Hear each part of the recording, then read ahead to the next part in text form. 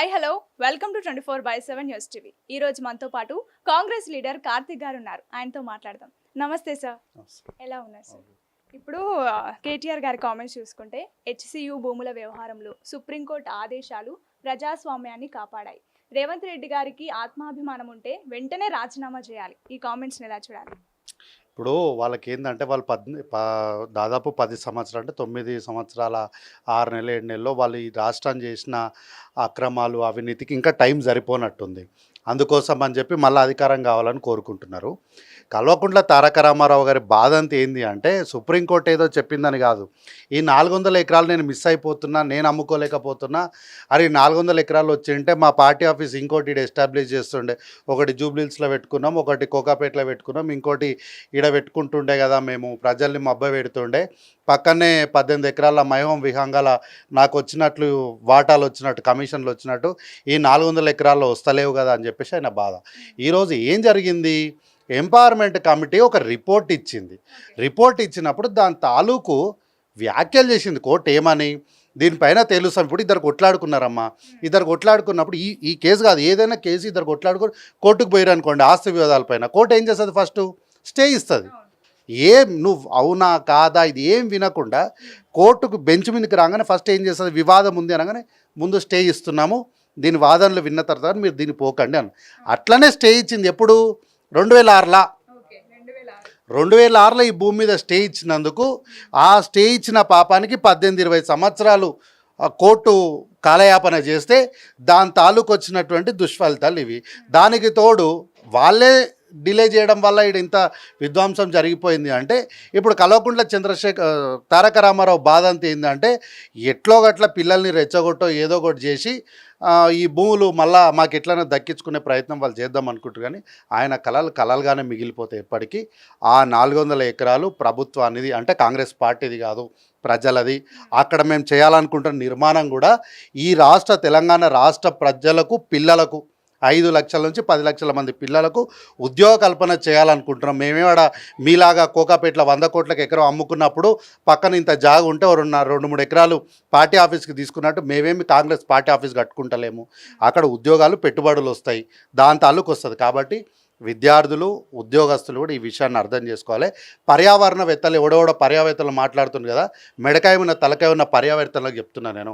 ఆడెవడో మాట్లాడి ఈరోజు నేను కోర్టు కోత ఆక్సిజన్ ఉందా అని మాట్లాడింది కదా, ఆ మేధావులకు చెప్తున్నా, మీకు మెడకాయ మీద తలకాయ ఉండి మీకేమైనా మెదడులు ఏమన్నా ఉంటే పొండి ఆడ వరంగల్లో పోయి మొత్తం చెట్లు కొట్టేస్తున్నారు. ఈడ కొట్టేసిన చెట్లు ఉద్యోగాలు ఇవ్వడానికి, ఈడ కొట్టేసిన చెట్లు 30% గ్రీన్ కవరేజ్ పెట్టడానికి, ఇక్కడ కొట్టేసిన చెట్లు ఈ రాష్ట్రానికి రెవెన్యూ రావడానికి.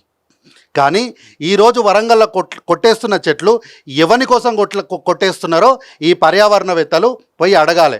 లేకపోతే ఈ పర్యావరణవేత్తలందరినీ కూడా కల్వకుంట్ల తారక రామారావు గారు వెనక ఉండి డబ్బులు ఇచ్చి నడిపిస్తున్నాడని మాతో పాటు రాష్ట్ర ప్రజలు కూడా అర్థం చేసుకుంటారు. ఎట్లా, ఈరోజు ఎట్లయితే సోషల్ మీడియాలలో మొన్నటిదాకా అప్లోడ్ చేసిన ఫోటో డిలీట్ చేస్తున్నారో అట్లానే నీ విషయం కూడా ఆ ఫోటోలు డిలీట్ చేయడానికి 2 వారాలు టైం పట్టింది. ఈ విషయాలను తెలుసుకోవడానికి కూడా 2 వారాలు టైం పడుతుంది. 2 వారాల తర్వాత కేటీఆర్కి ఏం పని ఉండదు.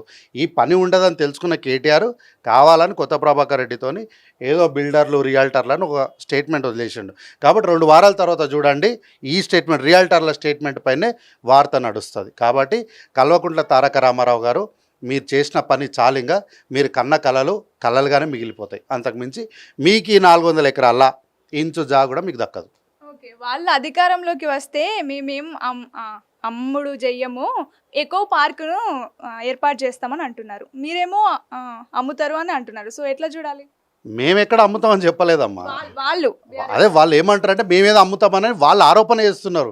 ఎందుకంటే అమ్మక తినడాలనేది వాళ్ళకి అలవాటు. వాళ్ళు ధరణి పోర్టల్ని ఎందుకు తెచ్చారు, ఒక బ్రోకర్ ఏజెన్సీ లాగా తెచ్చారు. వాళ్ళు టీజీఐఎస్ని ఏం చేసారు, ఈ మనం పొలాలు అమ్మడానికి ఈ రియల్ ఎస్టేట్ వాళ్ళు ఒక ఆఫీస్ పెట్టుకుంటారు కదా, అట్లాంటి టీజీఐఎస్ ఆఫీస్ ఏంటంటే రియల్ ఎస్టేట్ ఆఫీస్ లాగా మార్చారు. ధరణి పోర్టల్ ఏమో మనకు మీడియేటర్లు ఉంటారు కదా, సార్ ఆడ పొలం ఉంది ఈడ పొలం ఉంది చెప్పే మీడియేటర్, అట్లా మీడియేటర్ లాగా ధరణి పోర్టల్ని తయారు చేసారు. మేమేం అట్లా చేస్తలేం. మేము ఎక్కడ కూడా ఇంచు జాగాను అమ్మట్లేదని తొలినాళ్ళ నుంచి మా పార్టీ అంతా చెప్తానే ఉంది. కాబట్టి ఎకో పార్క్ ఈడేవాడండి ఎకో పార్క్ చేయడానికి, వీనికి ఏముంది ఆడ, వీని తలాలేదు తోకలేదు ఆడ, వీనికి ఏం సంబంధం ఉందని ఎకో పార్క్ చేస్తాడు.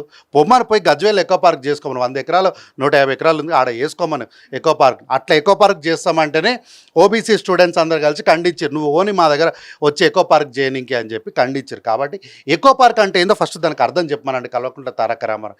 ఆయనకి ఎకో పార్క్ అంటే తెలియదు, ఏం తెలియదు, ఏదో ఏంటో చదువుతుంటే ఎకో పార్క్ అని వచ్చింది, దాన్ని ఎకో పార్క్ అని అదొకటి పట్టుకున్నారు, దాని డెఫినేషన్ తెలియదు, ఏం తెలియదు ఈయనకు. కాబట్టి ఈయన మాట్లాడే మాటలకు విలువ లేదు. ఫస్ట్ ఆఫ్ ఆల్ ఈయనకి ఏం తెలియదు. కల్వకుంట్ల చంద్రశేఖరరావు గారు పెద్దలు వస్తే ఇట్లాంటి కన్ఫ్యూజన్ అంతా ఏముండదు. వారంటే కొంత అవగాహన ఉన్నోళ్ళు, రాజకీయాలపైన అవగాహన ఉన్నోళ్ళు, అనుభవం ఉన్నోళ్ళు, కాబట్టి వారు మాట్లాడితే బాగుంటుంది. వీళ్ళు మాట్లాడితే ఉంది పిల్లలు మాట్లాడిన మాటలు లెక్క అంతే. Okay sir, thank you.